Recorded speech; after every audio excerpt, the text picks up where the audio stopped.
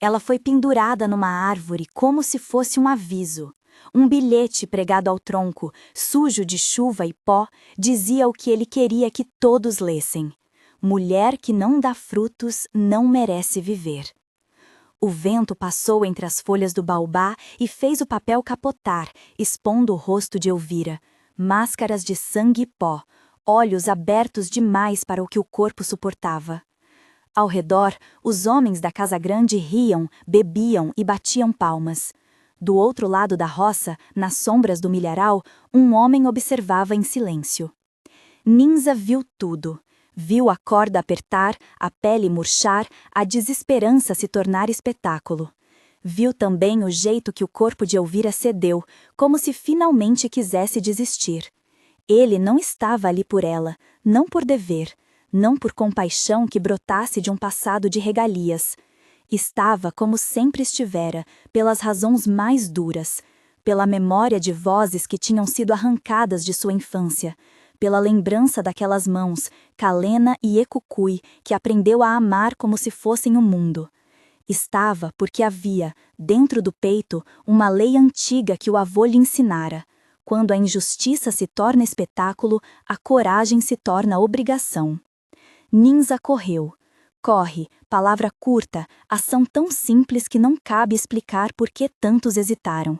Ele subiu, deslizou, cortou com a faca pouco tempo antes de que a garganta de Elvira se fechasse por completo. O nó cedeu. Ela caiu nos braços dele, um corpo macio e desconcertado, um lenço de seda encharcado ao redor do pescoço. Herança da casa grande, herança que poderia estrangular. Ele a carregou rente ao corpo, como se aquele contato fosse a única prova de que o mundo continuasse a existir. O milharal engoliu-os numa noite de poeira, insetos e silêncio. O coração de Ninza batia tão alto que teve certeza, se alguém os ouvisse, a liberdade iria por água abaixo. Chegou a uma clareira onde o milho formava uma parede de folhas secas. Ali, sobre o brilho pálido da lua, ele a deixou deitada sobre o solo mole. Cobriu-lhe a cabeça com uma manta entrelaçada de memórias e esperanças que não eram suas, e ficou, parado, olhando para a casa grande onde uma claridade amarela vazava pelos panos das janelas. Aquilo foi o começo, ou talvez apenas um movimento, uma pequena porção de carne arrancada do imenso corpo da violência que era a Fazenda Ventura. O que veio depois foi o que transformou aquela noite numa história, ou numa lenda, dependendo de quem a contasse. Se esta história fala com você, pare um pouco e comente. O que você faria no lugar de Ninza? A Fazenda Ventura ficava encostada a uma vereda que levava ao rio. Era larga demais para ser chamada de sítio e pequena demais para o coronel se vangloriar no mapa dos grandes barões. Ainda assim, para os olhos do mundo onde importava, era um lugar de números. Plantação de milho e mandioca, criação de gado, armazém com mercadorias que chegavam às mãos de Antônio Ferreira, o mercador que negociava com o coronel e sorria sempre com os dentes certos. Ventura tinha casa grande com colunas, varandas de madeira que rangiam como se lembrassem a cada passada que alguém ali respirava por obrigação. Tinha senzalas que fumegavam de suor, que exalavam cheiro de barro e de dor.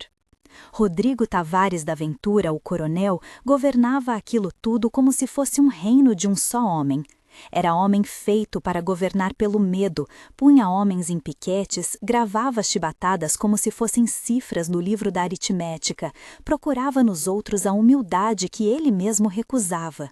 Bebia com voracidade, apertava punhos quando perdia o controle e atirava palavras envenenadas quando queria humilhar. Era um coronel com muito tempo para pequenas crueldades. Tinha um gosto peculiar por cerimônias que marcavam as conquistas, bandeiras, festas, punições públicas. E gostava, sobretudo, de impor regras pequenas que ternas e vilas podiam dograr. A ordem de que uma mulher que não dera filhos não merecia cama debaixo do mesmo teto do marido era a mais perversa delas. Elvira Tavares da Ventura era a sinhá que aprendera cedo a vestir uma máscara de porcelana. Viera de longe, não da senzala nem do mercado, mas de outra margem do Atlântico. Carregava no corpo traços de Brasil, histórias que os escravos olhavam com curiosidade e inveja ao mesmo tempo. Lembranças de praias, de mães que falavam da língua de Salvador, de uma infância que não mais cabia dentro do palácio de Rodrigo. Diziam que Rodrigo a escolhera pela beleza e pelo nome que trazia, por pensar que uma esposa com passado noutro lugar fariam dele alguém maior. Ela era, na Casa Grande, uma figura contradição, privilegiada e presa, dona e cativa, dona dos lençóis e prisioneira do olhar. Tinha mãos de seda e uma vontade suave. E, acima de tudo, tinha medo. Medo que crescia como fungo sob a madeira quando seu marido jurava que todo defeito humano era crime. Nzinga, por sua vez, era um homem cuja solidão vinha de longe. Nascera ao pé de um outro baobá, numa aldeia onde as famílias tinham nomes que soavam como música. Crescera com uma noção de pertença. Era filho de Calena, uma mulher cujo riso era como um tambor, e de Equicui, que sabia contar as histórias das estrelas. Veio o dia do ataque, veio a marcha para o cais, veio o cativeiro. Nzinga perdera o pai antes de aprender a andar, a mãe antes de aprender a rezar o próprio nome. Levou com ele as vozes, as canções que Enquiro, sua avó, batia na panela para ensinar as crianças a reconhecer o tempo. Essas vozes o tornaram guardião de lembranças. O leito das noites solitárias na senzala não era apenas descanso, era memória que doía. Ele era um homem de aparência discreta, um corpo que parecia ter aprendido a se esconder. Trabalhava como serviço na Casa Grande quando o patrão precisava. Aparava cavalo, conduzia bebida, carregava sacas. A ilha que ele construíra em volta de si mesmo não tinha ponto de entrada nem saída fácil. Sua principal companhia eram as cicatrizes, a faca sempre enrolada na cintura e o olhar que mediu as pessoas não só por aquilo que diziam, mas pelo que faziam com mão e palavra. Não era um homem de discursos, era de ações. Essa natureza, aliada à ferida que a lembrança da família lhe deixara, faria dele, sem ele ainda saber, um ímã para decisões que mudariam vidas. Quando Nzinga cortou o nó, o corpo que caiu nos seus braços não era apenas carne de Sinhá.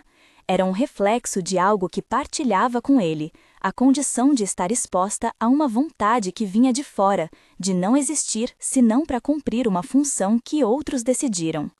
Havia ali algo que transcendeu as diferenças sociais, a experiência do poder que humilha.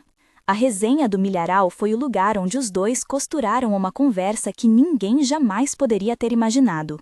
No começo, entre o hálito quente do medo e a respiração ofegante, pouco se falou de planos altos. Ela perguntava seu nome com voz que tremeu, como se cada sílaba fosse quebrada. Ele a olhava nas mãos, nas marcas do laço, no lenço feito de fios que gostavam de brilho. Pareciam estranhos e, ao mesmo tempo, íntimos como duas pessoas que trocam confissões por uma necessidade urgente de sobrevivência. Elvira contou do casamento, das promessas feitas por Rodrigo quando o amor era conveniência e não cárcere. Contou da casa que rangia ao vento, das cartas que chegavam de outras terras e que ela não podia abrir, dos olhares vazios que vinham à mesa quando ele puxava a conversa para humilhar alguém. Falou de um segredo que a Casa Grande dedilhava em silêncio, que ela não estava realmente estéril. A biologia fora acusada para justificar um outro tipo de crueldade, um castigo sobre o que ela representava para Rodrigo, a escolha absurda e febril de um homem que queria afirmar poder até sobre o que não era dele. Nzinga não falou muito, mas deixou sair memórias, da aldeia, do fogo que levou a mãe, do jeito como o céu parecia ficar menor quando as pessoas eram amontoadas como mercadoria. Havia em sua voz um tom que não pedia perdão e não exigia glória. Havia, sobretudo, decisão. Ele sabia que Elvira, ainda que Sinhá, podia, se assumisse a fazenda, declarar algo que nenhum outro escravo conseguiria por si só: liberdade com selo e papel. Ele sabia também que aquele papel só seria concedido se o coronel cessasse de governar a Ventura. A ideia nasceu assim, como se a própria terra a sugerisse. Não foi uma conspiração no sentido romântico da palavra, foi uma constatação. O coronel era um corpo que ocupava um espaço, um corpo que, enquanto viva, emporcalhava a cidade inteira com seu gesto. Se o coronel partisse, por morte, por doença, por abandono, a Casa Grande estaria fora do controle dele. E, se Elvira fosse reconhecida como legítima herdeira, poderia, por um curto espaço de tempo, assinar papéis que mudassem destinos. Era uma esperança que cabia em poucas linhas. Um ato que removeria um senhor e abriria uma porta legal para a alforria. Houve menos poesia nas palavras do que nas decisões silenciosas que as acompanharam. Havia medo. Havia uma pergunta antiga. Matar para livrar-se de um tirano é justiça ou crime? E havia outro receio mais prático. Caso ele morresse sem assinatura formal que favorecesse a liberdade, Antônio Ferreira e outros mercadores poderiam reivindicar terras e trabalhadores. A lei, mesmo quando escrita, era um instrumento maleável nas mãos de quem tinha aliados e dinheiro. A alternativa mais rápida, o veneno, tinha sua atração mórbida. Desapareceria um homem e ninguém suspeitaria de ninguém. Mas veneno era algo que deixava marcas na história de quem administrava a culpa. Era traiçoeiro, silencioso e, se descoberta, transformaria o já frágil pacto em condenação. Sabotagem, por outro lado, era barulhenta, talvez possível ser encoberta por um acidente. O que pensaram naquela noite no milho foi uma terceira via, uma aparência de acidente que pudesse colocar o destino nas mãos do fato e não das mãos de homens. Houve, entre o milharal e os corpos que se recuperavam, uma conversa que também contou com a prática. Nenzinga levou Elvira a ver a senzala, a ouvir os nomes daqueles que choravam no escuro, a entender que liberdade não era só palavra bonita, mas questão de terra, de ferramentas, de saber plantar sem medo. Ela ouviu e, por vezes, a pele dela tremia como se, ao tocar o barro, ela também sentisse o mesmo frio que sentira no dia do parto que jamais veio. Havia culpa em Elvira, não no sentido de ter pedrado os pulsos alheios, mas no jeito de usufruir uma vida que se construíra em cima da ausência de outros.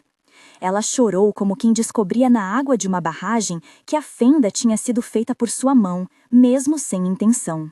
Entre as longas noites, a decisão foi sendo lapidada. Não se tratava apenas do plano para remover Rodrigo. Havia a construção do futuro. Quem assumiria o lugar? Como garantir que, na falta da autoridade do coronel, a antiga máquina da exploração não voltasse? Quem eram aliados possíveis? Soba Cambando surgiu nos nomes. Velho líder do povoado vizinho, homem de palavra e tradição, dono do respeito de muitas famílias que viviam sob sua alçada. Também se falou de ex-escravos que haviam fugido e que agora moravam na serra, homens e mulheres com raiva e com armas improvisadas. Havia ainda o medo de Antônio Ferreira, que tinha nas mãos recursos e cartas comerciais e poderia manipular juízes e oficiais a seu favor. O plano final parecia uma colcha feita de retalhos. Uma queda que parecesse acidente, uma comunicação bem ensaiada na manhã seguinte, o pranto constrangido da sinhá, o silêncio complacente dos homens que às vezes preferiam a ordem à verdade. Elvira teria de ser convincente. Ela precisaria assumir dor e dor fingida, mas com convicção. Nenzinga teria de agir como quem não age por ódio, mas por sorte. As peças deviam encaixar-se com paciência de alfaiate. Tudo isso ocorreu enquanto a fazenda seguia com seu cotidiano de espinhos.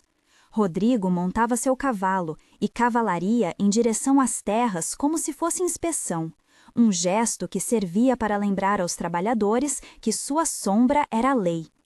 À noite, ele bebia e botava os rapazes para disputar força com punhos e chicotes.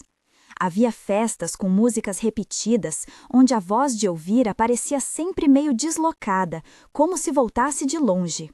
Havia a figura de Antônio Ferreira, sempre presente nas transações, sempre com um sorriso que os escravos entendiam como moeda e ameaça. Ninza começou, então, a observar os hábitos do coronel. As rotinas do galope, os soldados que o acompanhavam em suas saídas, o cavalo que ele mais usava, um animal de pelagem escura, com olhos que pareciam conhecer a Casa Grande inteira. Ele viu também as pequenas falhas, a coxia do estábulo que rangia nas chuvas, a noite em que Rodrigo chegava mais embriagado, a noite em que ele demorava a guardar a arma.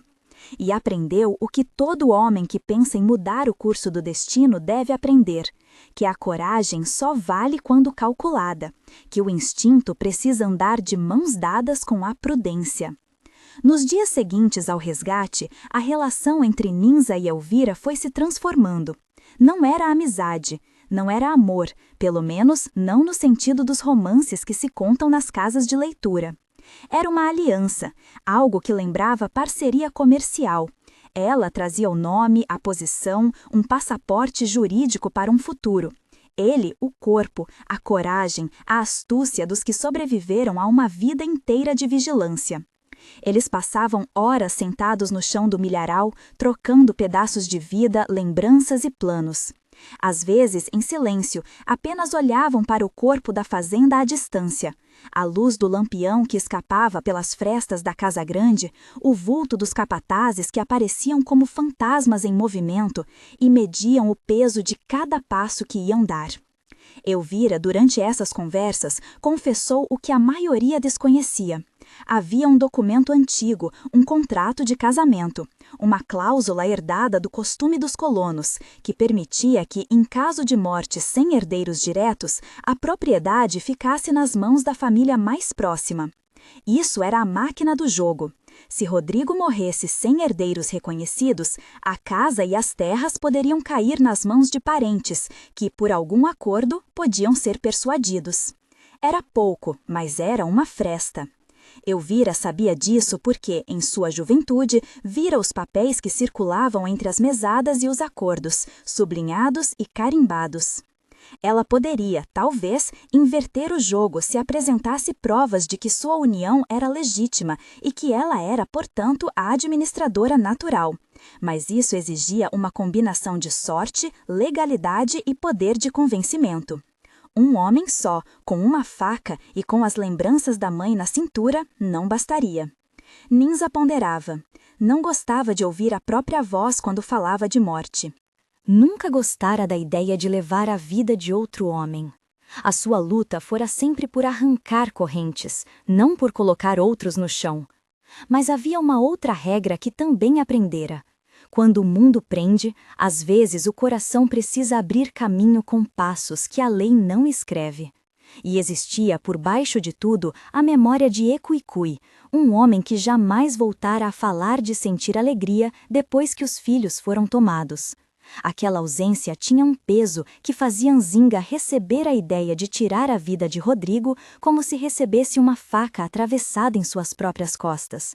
Era uma ferida que ele não desejava, mas que talvez aceitasse para reparar outras dores. A política do medo na fazenda não permitia discussões públicas. Tudo tinha de ser sussurrado, trocado em lenços, selado em promessas com a gravidade de juramentos. Eles firmaram um acordo, não com a leveza de amantes, mas com a firmeza de irmãos. Ao pé do milharal, com a lua como testemunha, juraram por suas memórias. Se um deles caísse, o outro continuaria. Se um dos dois tivesse de ir à frente, o outro guardaria a história para as crias que viriam. A decisão não foi tomada numa única noite, foi forjada em muitas. Em uma delas, quando Nzinga levou Elvira à antiga senzala e mostrou-lhe as marcas na madeira onde meninos haviam sido amarrados, ela caiu de joelhos e pediu perdão por nada, por ter nascido mais afortunada, por não ter sido a mão que cortou, pela própria existência que se sustentava sobre a dor alheia. Ele, que havia ouvido muitas confissões, sentiu algo quente no peito. Não era compaixão apenas, era reconhecimento. E nesse reconhecimento havia também um fio de responsabilidade que os dois passaram a carregar, uma responsabilidade que os transformava em cúmplices e que os colocava, ao mesmo tempo, como arquitetos de uma possível mudança. Enquanto tramavam, a fazenda seguia seu ritmo ruído. Havia almoços cheios de pratos, conversas ocazes, o riso do coronel que latejava como tambor de guerra. Antônio Ferreira aparecia com sacas de açúcar e com palavras que prometiam crédito e perigo. Souba Cambando era notícia distante, uma figura que teria de ser conquistada com tato e promessa. Eles sabiam disso. E havia os homens e mulheres da senzala que lhes lançavam olhares que pediam mais do que palavras, pediam ações. A parte prática do plano exigia cautela. Zinga começou a se aproximar dos estábulos, não como ladrão, mas como quem cumpre serviço. Observou o cavalo preferido de Rodrigo, forte, manso, de pelagem brilhante. Parecia ter nascido para galopar em campos onde ninguém o repreendia. Aprendeu o nome do cocheiro que o aparava, anotou pequenas rotinas. Quando o homem deixava o portão semi-aberto, quando a luz faltava no seria. Tudo isso, entretanto, era apenas material bruto. A verdadeira decisão, aceitar a morte de um homem em troca de uma chance para muitos, era bem mais pesada. Nas noites em que pensava, Zinga lembrava-se dos nomes dos seus, Kalena e Cuicui. E via neles crianças correndo livres pela várzea, um ontem que não existira e que talvez pudesse ser produzido para outras gerações. Havia também o medo profundo de que, ao tirar a vida de Rodrigo, criassem outro ciclo de violência. E se matarmos um tirano e outro ocupar o lugar? Perguntava-se em pensamento. Era essa a pergunta que o fazia hesitar. Era essa a pergunta que o fazia dizer em tom baixo para Elvira que morte não era remédio. Mas o mundo não oferecia outros atalhos claros. Elvira, por seu turno, lia nos olhos daqueles que trabalhavam junto ao milharal. Via homens e mulheres que, ao ouvirem a palavra liberdade, sorriam como se uma cor se abrisse.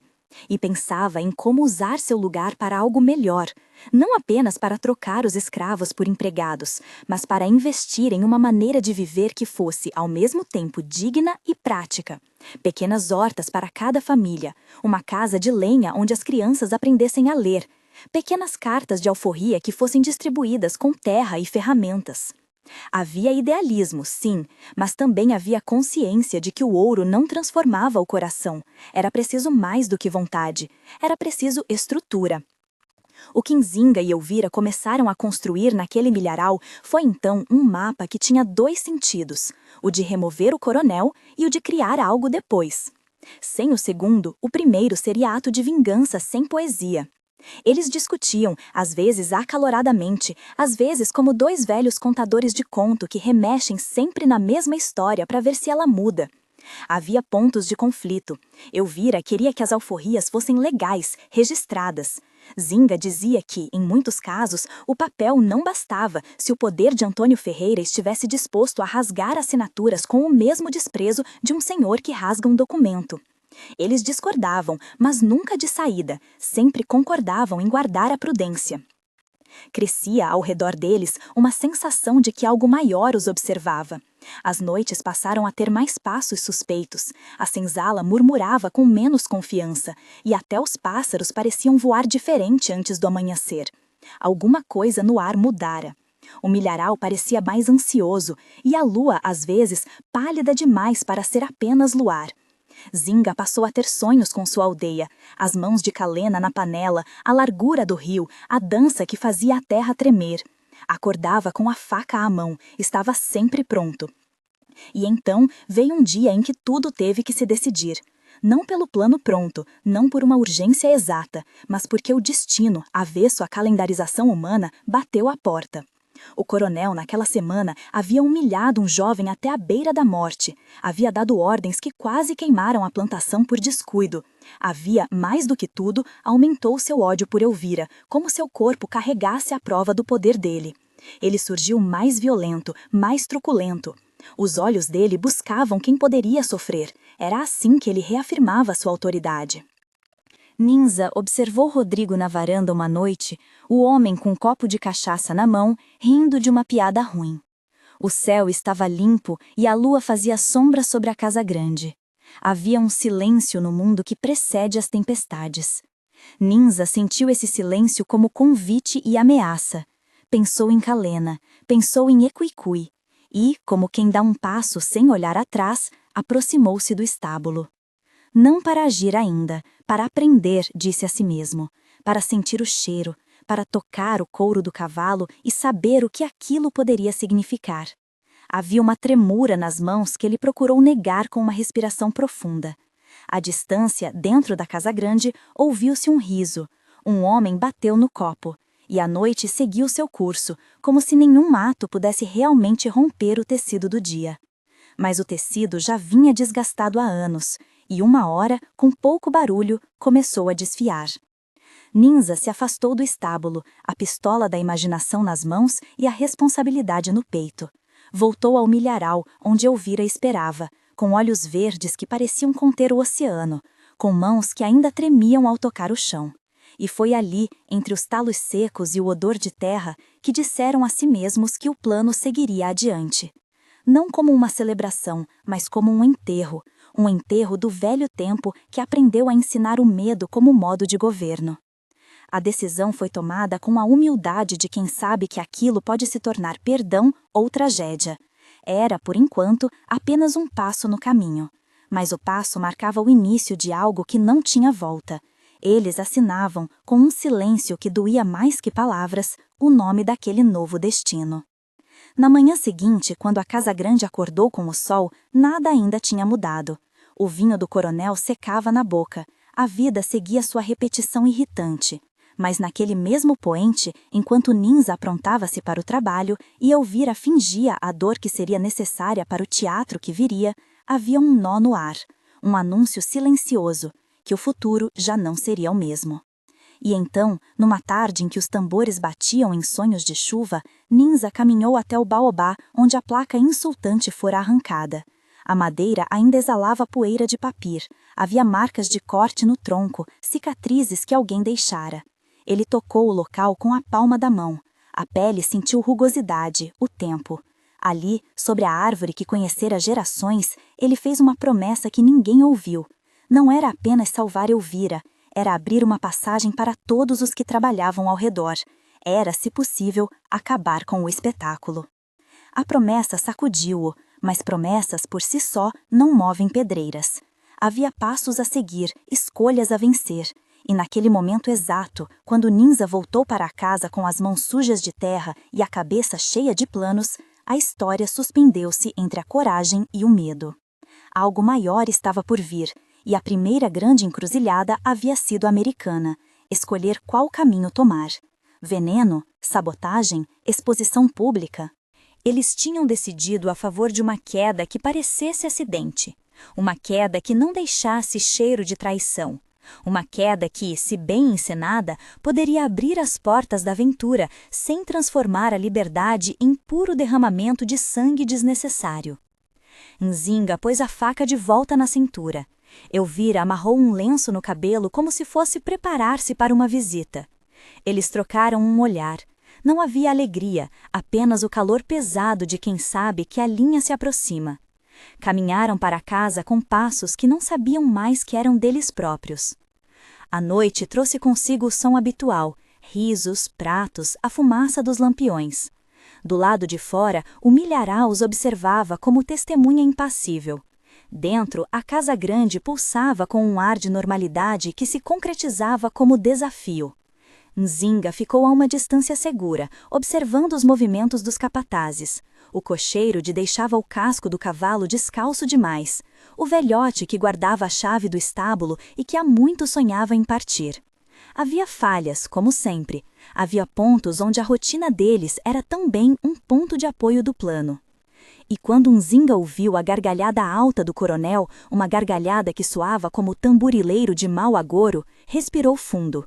Sabia que qualquer passo adiante o colocaria numa linha que, uma vez cruzada, não admitia a volta. Aquele era o ponto de transe. O mundo, por ora, congelou na antessala do destino. Eles não tinham ainda mexido no cavalo nem tocado no arreio. Não tinham ensaiado o relatório do funeral. Não tinham chamado Soba Cambandu nem confrontado Antônio Ferreira. Mas haviam decidido. E a decisão, mais que qualquer ato, já mudara a geometria do lugar. Ao longe, alguém tocou um sino. O som que antes era apenas rotina, naquele instante soou como convocação. Nzinga apertou a faca com mais força, sentiu o fio do aço tocar a palma. Elvira aproximou-se, segurou sua mão por um segundo, um gesto que não era ternura nem contrato, era comunhão de destino. Eles se entreolharam e, sem palavras, aceitaram que dali sairiam dois caminhos, o que continuava a permitir a vida como foi sempre vivida e o que exigia a coragem de romper. O primeiro passo na direção do estábulo ainda não fora dado, mas na barriga do mundo as coisas já começavam a mudar. E o milharal, que guardava tantos segredos, pareceu fechar-se ainda mais, como que esperando o salto que finalmente abriria a fissura. O primeiro passo na direção do estábulo ainda não fora dado, mas no ventre da fazenda a geografia do destino já se alterara.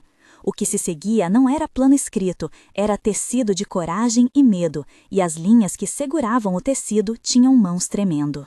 Naquela noite em que tudo havia sido decidido, Nzinga ficou sentado à beira do caminho que levava ao estábulo, com as costas encostadas num poste de cerca e o olhar preso ao brilho pálido da lua. Ouviu passos distantes, vozes que riam, o farfalhar do milharal como se fosse um mar.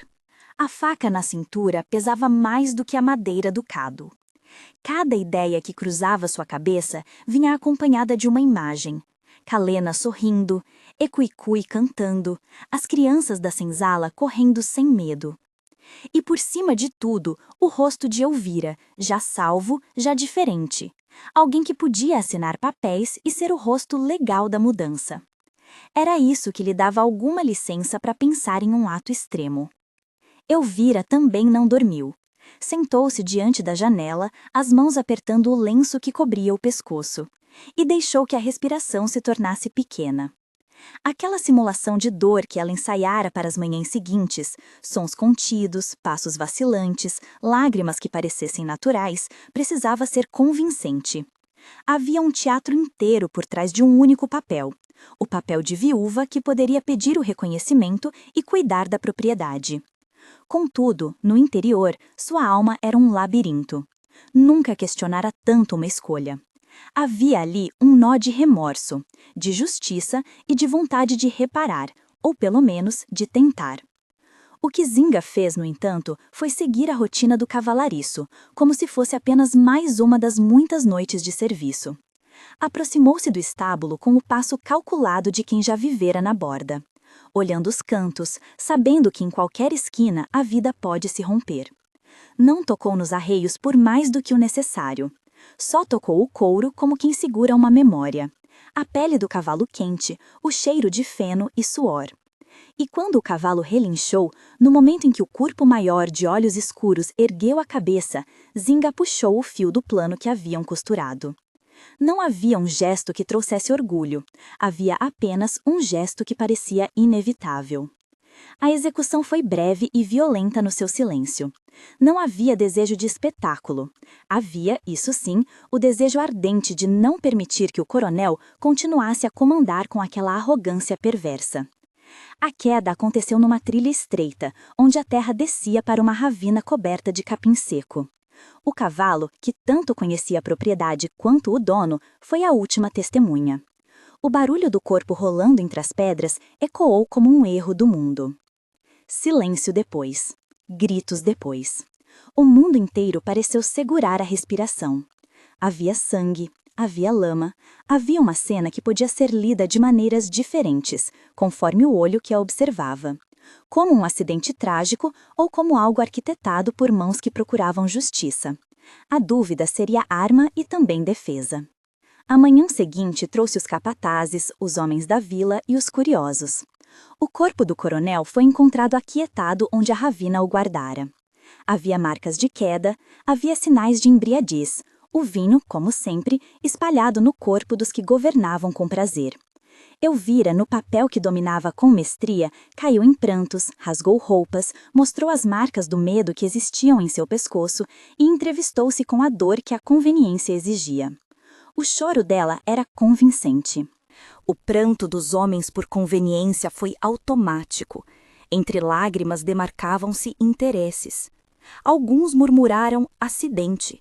Outros, com olhos de quem mentia por medo de admitir fraqueza, disseram azar.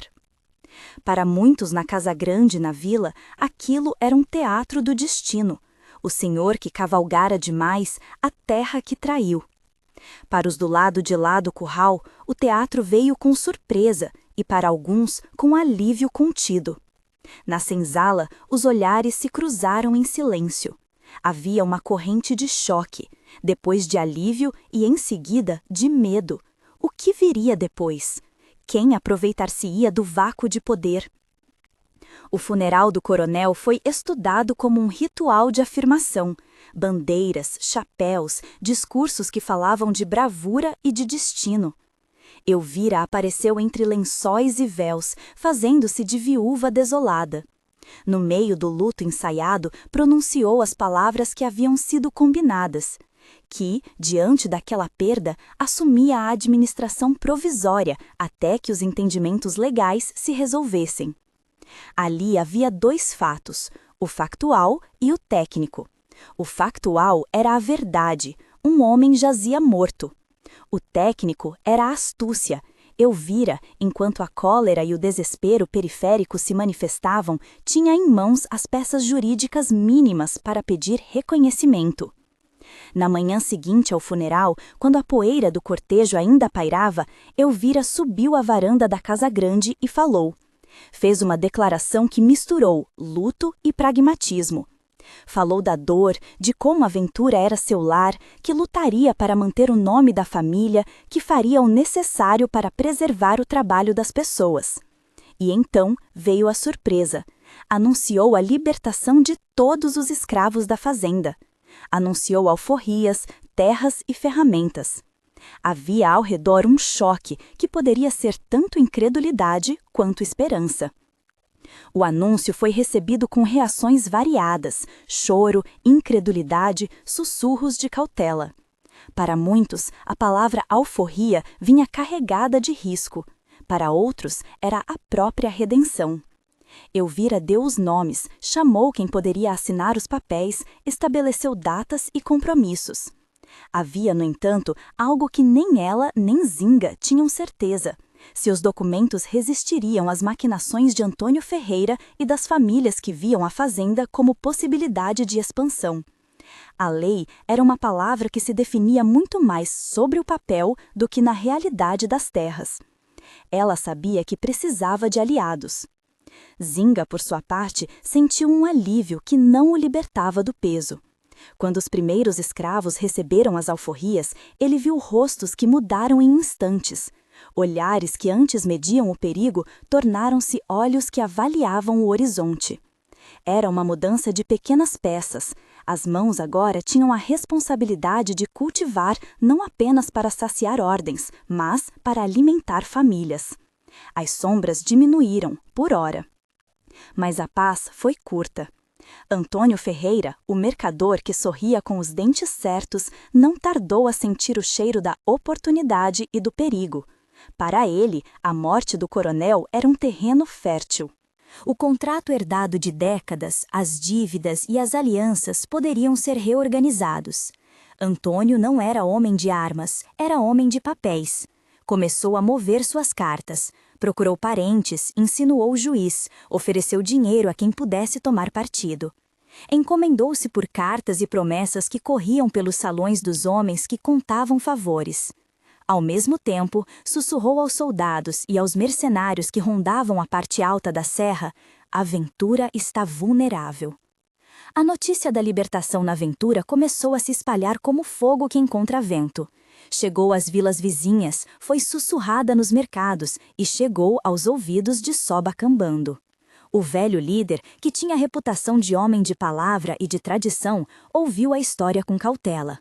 Para ele, a lei do território era antiga. Quem quebrava a ordem podia provocar o caos.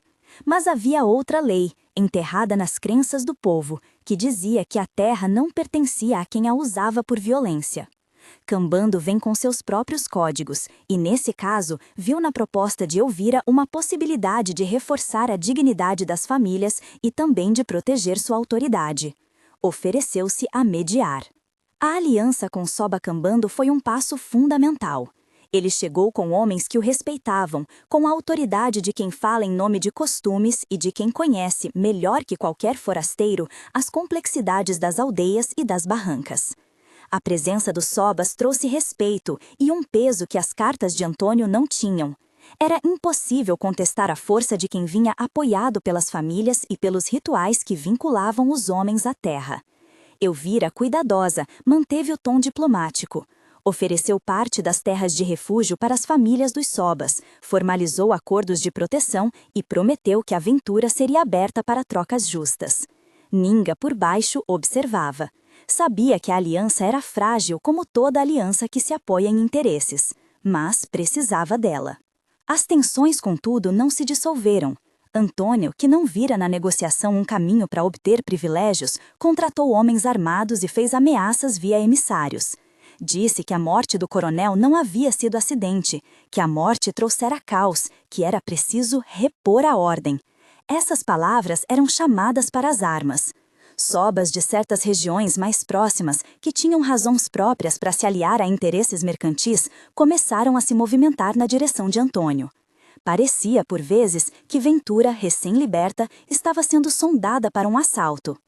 A comunidade, então, teve de decidir como reagir. Não era possível simplesmente confiar na lei burocrática. Se a lei dependia de juízes que podiam ser comprados, que garantia haveria? A defesa, portanto, precisou ser construída com estratégias que não ensinassem como matar, mas que mostrassem capacidade de resistência. Ex-escravos que haviam se escondido na serra, homens que conheciam atalhos e armadilhas, juntaram-se aos que haviam permanecido. Houve treinamentos que não eram de ataque, eram de proteção, vigília, comunicações rápidas entre pontos da fazenda, construção de barricadas com troncos e valas que impedissem cavaleiros de entrar facilmente. Havia uma consciência clara de que não se buscava revanche sanguinária, mas sim dissuasão contra a conquista violenta. Quando finalmente o primeiro contingente de homens de Antônio desceu a encosta com bandeiras improvisadas e intenções frias, encontrou algo que não esperava. Gente que não fugia, que não negociava por poucas moedas, que tinha nas mãos a sua própria possibilidade de existir. Havia mulheres com olhos duros, homens com rostos queimados pelo sol e garotos que agora substituíam a covardia pela coragem. Não houve massacre, houve confronto. Tiros, gritos, feridos, homens que lutaram para impedir que a aventura fosse saqueada. E, naquela noite de barro e fogo, uma regra se confirmou. A libertação tinha um preço que muitos aceitaram pagar. Ninzinga participou, não com a fúria de antes, mas com a determinação de quem via naquele combate a defesa de todas as vidas que poderiam florescer. Não era um herói romanesco. Após o choque do primeiro tiroteio, teve de carregar corpos, limpar feridas, consolar mães que perderam filhos. Olhos que antes estavam cheios de esperança encontraram a dureza do sacrifício. Havia vitórias e perdas. Alguns dos homens contratados por Antônio foram presos, outros fugiram.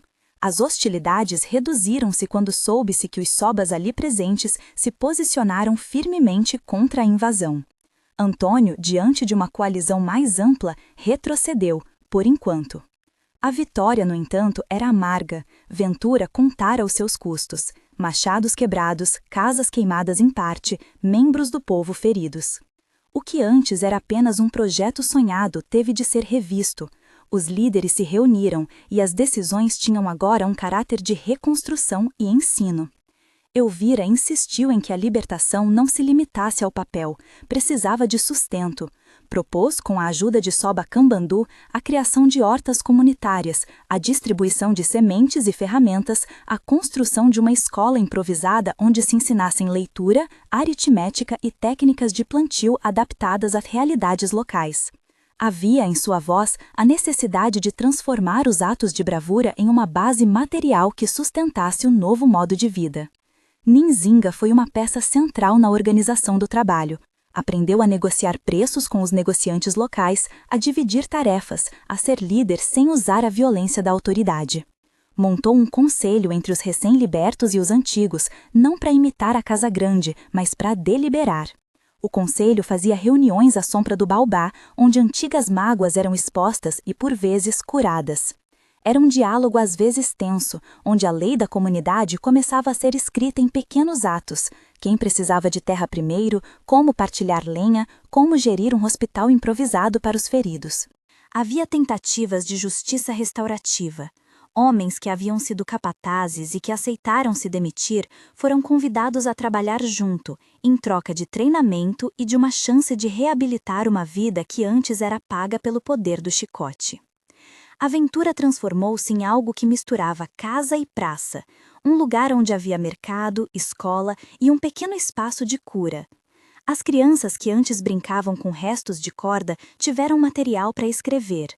Mulheres que lavavam sozinhas ganharam uma roda de mulheres que se organizava para produzir e vender na vila próxima. O trabalho era agora remunerado ou retribuído em comida e terra, não em alforrias vazias. No entanto, a transformação não apagou as dívidas do passado. Muitos que tinham sido prejudicados carregavam feridas que se curavam lentamente. Ninga, em muitas noites, sentava-se sozinho e escutava o som do vento nos talos de milho. Às vezes, lembrava-se do rosto de Rodrigo na queda, e a culpa a apertava como pedra no peito. A sua mão na faca pareceu cada vez menos uma proteção e mais um peso. Havia noites em que se perguntava se fizera o certo. A dúvida não o abandonou. E foi essa dúvida que lhe trouxe, com o tempo, a necessidade de falar. Houve momentos de confissão. Elvira, que não era santa, tinha a coragem de assumir que a decisão de tirar a vida de um homem, ainda que um tirano, era uma sombra que precisava ser reconhecida. Numa tarde de verão, chamou Ninga para a casa pequena que agora servia de arquivo. Sentaram-se à mesa onde antes se colocavam contas e pediram a um escriba que anotasse a história, não como um manifesto, mas como registro. Elvira raspou a voz e disse palavras que grudaram no papel. O relato dos anos de humilhação, a decisão de salvar-se e de salvar, a trama que levou à queda. Ninga falou depois, com a calma que vinha da idade, e disse: "Não quero que a minha mão seja a lenda que ensina a ofensa. Quero que a história que eu carrego mostre que às vezes se paga preço por uma escolha e que esse preço não é leve." Escreveram também nomes dos que caíram na defesa da aventura, criaram um memorial modesto com pedras e madeiras e depositaram ali a memória de perdas que não podiam ser esquecidas. Enquanto a aventura reconstruía, as notícias do que havia ocorrido chamaram atenção além das cercanias. Chegaram cartas de algumas pessoas envolvidas com causas abolicionistas em cidades maiores, mensagens que falavam de campanhas e de pressão política. Elvira soube usar isso. Começou a estabelecer contato com jornalistas e viajantes que passavam pela região, entregando relatos sobre a violência do sistema escravista, que ela agora denunciava publicamente. A sua correspondência era, por vezes, arriscada e podia colocá-la em crime perante as autoridades coloniais. Ainda assim, ela decidiu que denunciar era parte do preço a pagar por aquela libertação. As palavras saíram de sua boca, do seu papel e de suas cartas, não como vingança, mas como ato de memória e acusação. Nzinga, por sua parte, transformou-se também em contador de histórias. Às vezes, ao entardecer, sentava-se numa pedra próxima ao baobá e trazia meninos e meninas que corriam a seus pés pedindo para ouvir como era a aldeia onde nascera.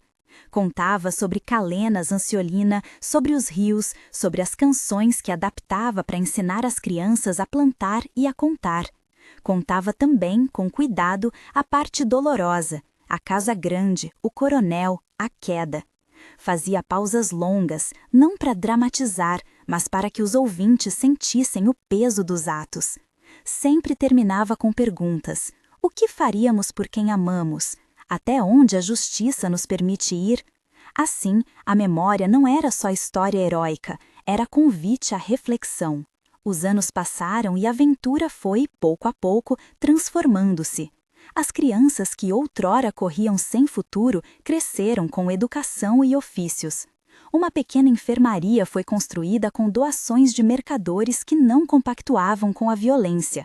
Uma horta experimental serviu para treinar jovens em técnicas de plantio que preservavam o solo. Havia, claro, problemas, secas que trouxeram fome, doenças que ceifaram vidas, disputas internas que precisaram ser resolvidas com conversas e, por vezes, punições comunitárias moderadas. Mas havia também conquistas. Famílias que haviam ganho terra plantavam para si mesmas e vendiam o excedente. Mulheres que organizavam uma feira mensal. o conselho que se reunia para decidir sobre questões de vizinhança.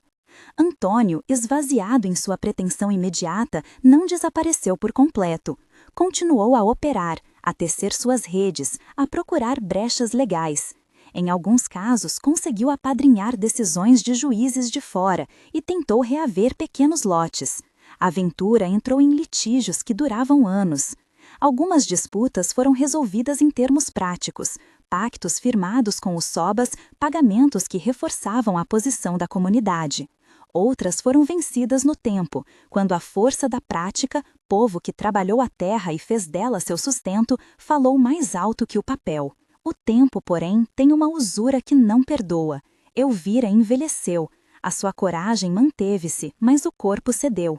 Nos últimos anos de vida, procurou-se a si mesma menos como dona e mais como guardiã de uma ideia, que a aventura não se tornasse espelho das crueldades que um homem tivera. Chamou-se para si o ofício de formar as mulheres, de ensinar leitura e contabilidade básica, de garantir que os registros de terra fossem guardados. Antes de morrer, fez um inventário, deixou cartas e documentos que facilitassem a permanência das alforrias. Pediu a Nzinga que garantisse que as histórias fossem contadas com a verdade, não com o brilho do folheto.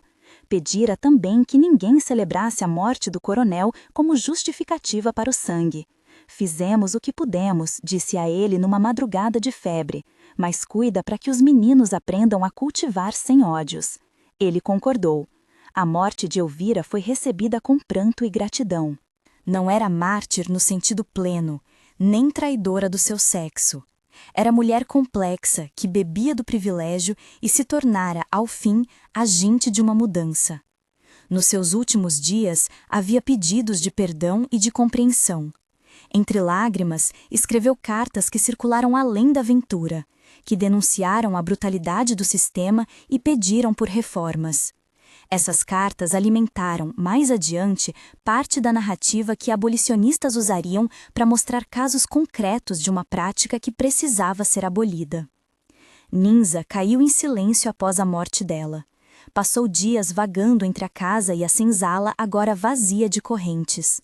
O peso do que fizera e do que permitira que outros fizessem ocupou-lhe a mente. A cada celebração de colheita, a cada aniversário de libertação, ele sentia, por instantes, a mistura estranha, orgulho do que houveram criado e dor do preço pago.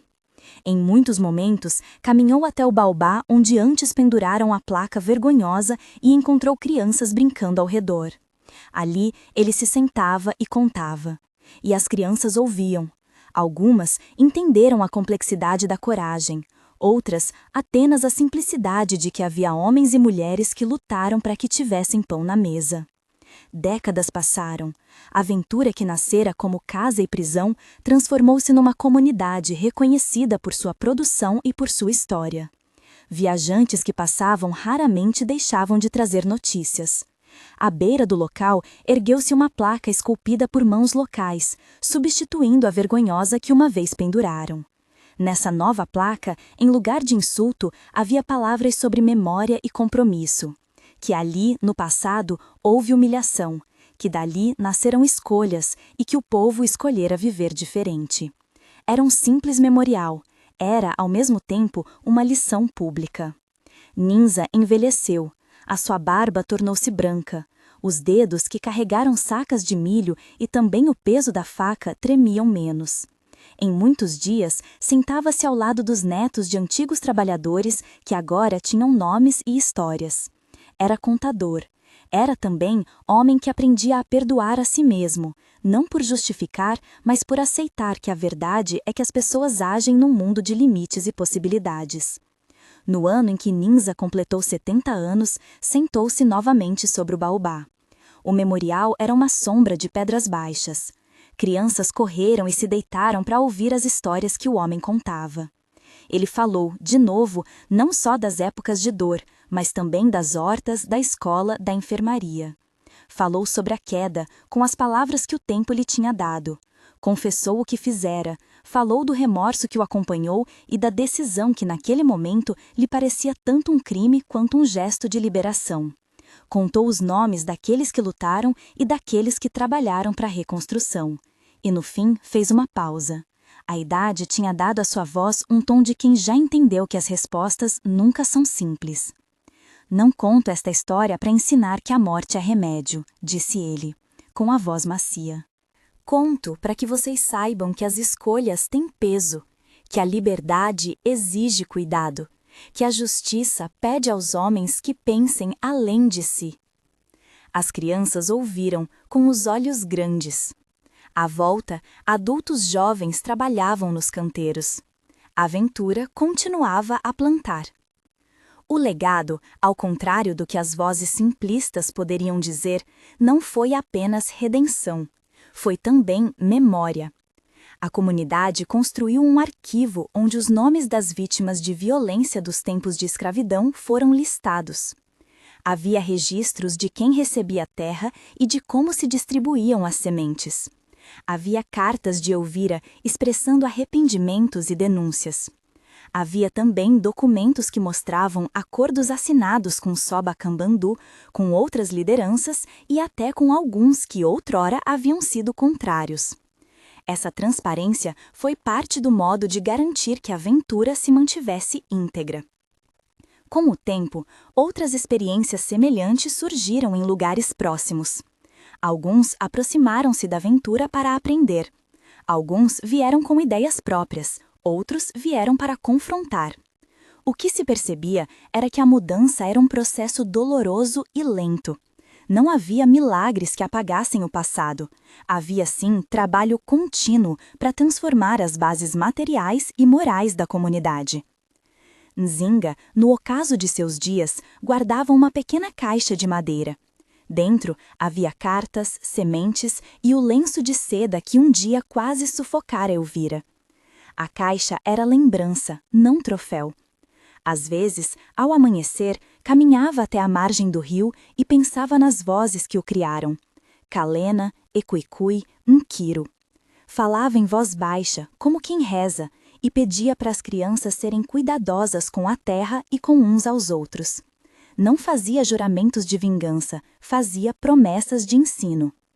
Quando sua hora chegou, foi como chega o fim natural de uma vida marcada por escolhas. Membros da comunidade foram despedir-se. Havia choro e havia reconhecimento. E no discurso simples feito por uma jovem que cresceu na escola que Nzinga ajudara a fundar, ouviu-se a síntese que a comunidade queria manter. Aqui aprendemos que liberdade vale o preço de responsabilidade. Aqui aprendemos que a justiça pede de nós mais do que violência, pede compromisso. No dia em que colocaram uma nova placa ao pé do baobá, a velha mancha de vergonha havia sido substituída por inscrição que honrava a memória e convidava à reflexão. Que a lembrança do que foi e o trabalho do que é nos guardem da repetição. Crianças desenharam ao redor, mulheres plantaram flores, homens ergueram e aplaudiram com as mãos cobertas de terra. Aplaudiram o trabalho, não o sangue. A história da Ventura passou a ser contada nas tardes de domingo, e entre as vozes que narravam estava sempre a figura do escravo solitário que resolveu mudar o próprio destino e a de muitos. Chamavam-no herói às vezes, outras réu da sua própria consciência. E nessa oscilação estava o cerne da lição, que a condição humana é feita de ambiguidades. A narrativa não oferecia respostas fáceis. Ela lançava perguntas. O narrador desta história sabe que os ouvintes de hoje, sentados diante de telas ou livros, sentirão a mesma tensão. Haverá quem diga que a morte de um tirano foi necessário remédio. Outros que a justiça não pode passar pela sentença privada. Haverá ainda aqueles que entenderão que a liberdade conquistada teve um custo e que a memória do preço pago é parte do que mantém a relação com o passado honesta. Assim, sob o baobá, onde um dia estivera a placa humilhante, foi fincado um memorial que dizia, de forma direta e sem juízos maniqueístas, que ali viveu um povo que lutou por terra e por dignidade, que a escolha foi feita num tempo escuro, que a comunidade escolheu reconstruir e ensinar, que a ambiguidade da ação humana não se resolve em aplauso nem em condenação simples. A placa convidava o viajante a ouvir, a pensar e a decidir. E então a pergunta que sempre voltou, como vento que reaviva as brasas, pousou sobre quem ouve. Diante da injustiça que humilha e mata, o que você faria? Seria cúmplice do sistema, calado? Seria agente de mudança sem medir o custo? Ou escolheria um caminho que procurasse conciliar justiça e vida sem buscar a morte? Não há respostas prontas. Há apenas escolhas difíceis, que pedem coragem e, acima de tudo, reflexão. Se esta história mexeu com alguma coisa em você, deixe a sua resposta nos comentários. O que você faria naquela fazenda, sob o baobá, diante do nó da história? Compartilhe com alguém que acha que vale a pena ouvir como a liberdade pode custar caro e como, ainda assim, é possível tentar mantê-la viva.